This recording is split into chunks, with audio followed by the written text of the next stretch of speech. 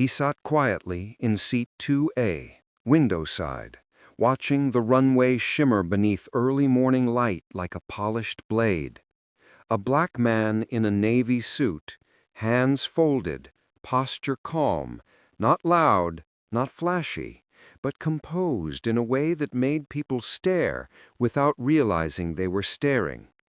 His name was Dr. Adrian Cole, CEO, philanthropist, investor, the kind of man the world applauded in headlines but doubted in person. The plane filled steadily, briefcases, designer bags, chatter heavy with self-importance. But when a woman in gold earrings and loud perfume stopped at his row, something in the air shifted.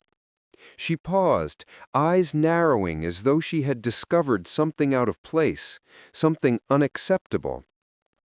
"Excuse me," she said loudly, like she wanted witnesses. "I think you're in my seat." He smiled politely, offered his ticket, without hesitation. She scanned it, jaw locking with irritation rather than correction. The seat was his, but acceptance would have required humility, and she wasn't ready to hand that over. She leaned back, voice rising so even the back rows could hear.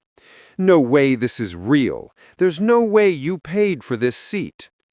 Her tone didn't accuse the airline. It accused him, specifically his skin, his presence, his audacity to exist in first class without explanation. Phones came out, eyes locked on him like spectators waiting for a show. Then came the moment that detonated everything. The teenage boy beside her lifted his phone and pressed live. "Guys, look at this," he said to thousands already watching.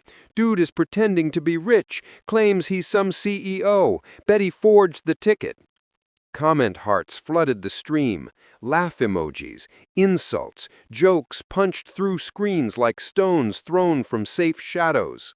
One comment read, "No way he owns anything but debt." Another, "These people always lie." The cabin filled with snickers. The woman smirked like she had won something. But Adrian didn't flinch. His calm wasn't weakness. It was mastery forged from years of being doubted, dismissed, scanned for proof, like humanity required receipts. He breathed slowly, like a conductor waiting for the exact moment to raise the baton. He could have yelled. He could have defended himself. Instead, he said gently, "The truth doesn't need volume. It needs time." That sentence alone tightened the cabin like a fist. The live stream audience grew. 10K, 20K, 40K viewers hungry for humiliation. They didn't know the humiliation would not belong to him. Flight attendants arrived, flustered by complaints but guided by pre-built bias more than truth. "Sir, we're going to need to verify your credentials," one said, teeth tight behind a customer service smile that didn't reach her eyes. She didn't ask others. She didn't question the woman. Only him. The teen streamed closer, mocking every breath he took. "Say something to the viewers, CEO," he taunted. Adrian remained still, still like oceans before storms. "You'll want to keep recording," he said. The boy grinned, thinking it was a victory. But victories built on ignorance crumble fast. When the attendant returned with supervisors, tension sharpened like glass. They stood in the aisle, an audience of authority prepared to remove him because the crowd already convicted him. The supervisor folded arms. "Sir, we have reason to believe this ticket is fraudulent." Gasps, phones up, wireless knives drawn. Adrian didn't react with anger. He reached into his briefcase and placed a silver-embossed folder on the tray. Inside, documents, ownership certificates, contracts stamped with executive seals, not of a company, but of the entire airline group. The supervisor froze. The attendant swallowed hard. Passengers leaned forward, disbelief trembling like a struck nerve. The teen filming zoomed in, confused. Wait, what? Adrian spoke softly, each word cutting louder than shouting ever could. I'm not just a CEO. I am chairman of the board. You're flying on my fleet. Silence swallowed the plane whole.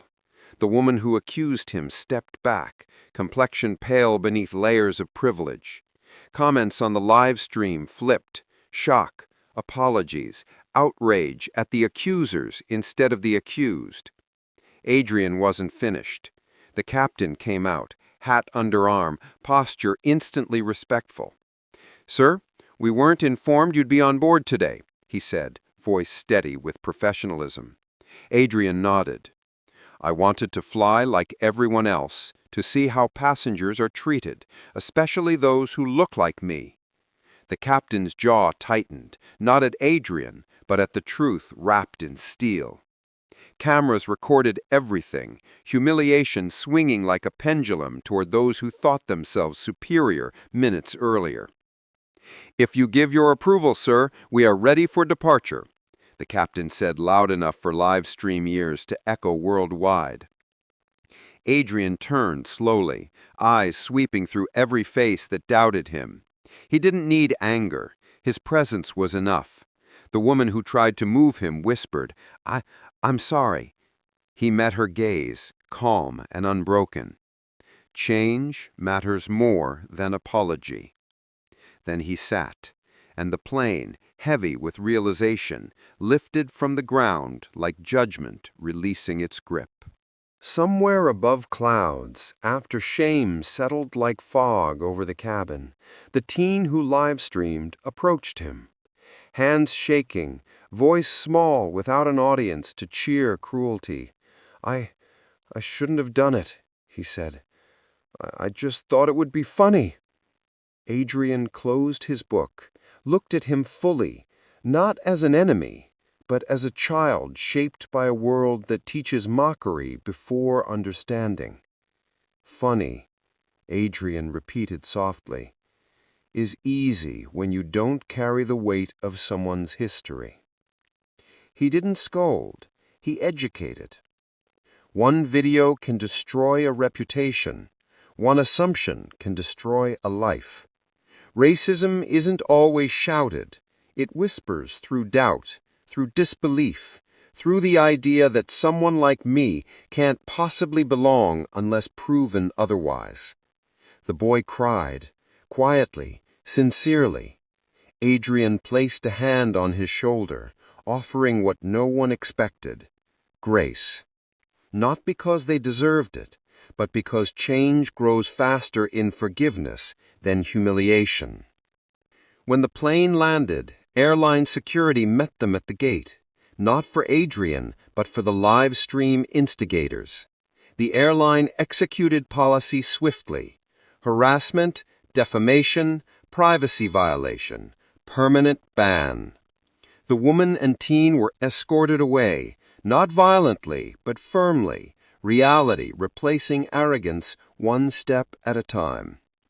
Cameras caught them, but for the first time the world wasn't laughing with them, it was watching consequences unfold.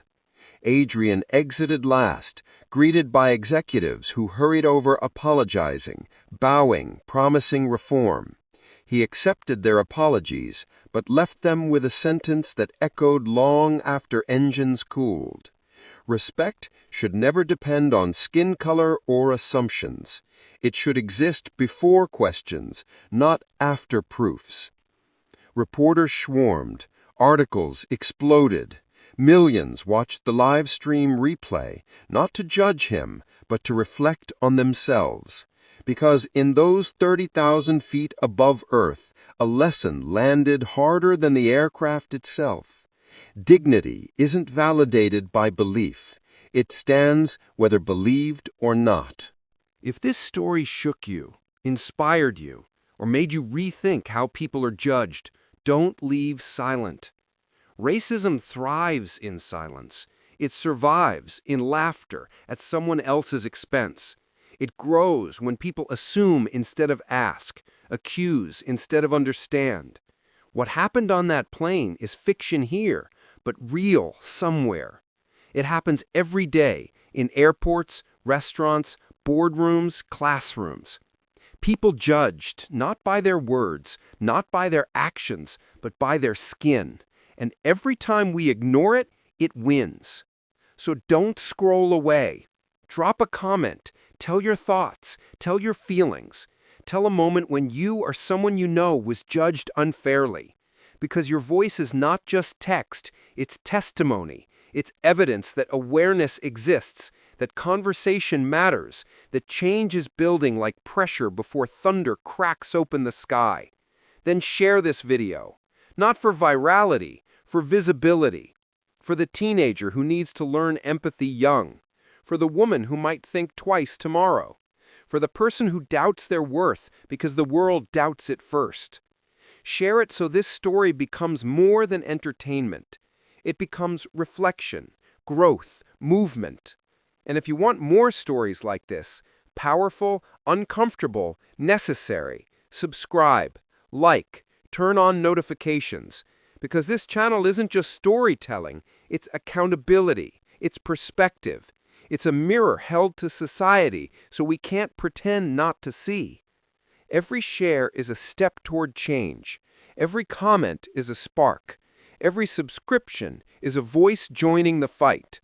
Stay loud, stay aware, stay human.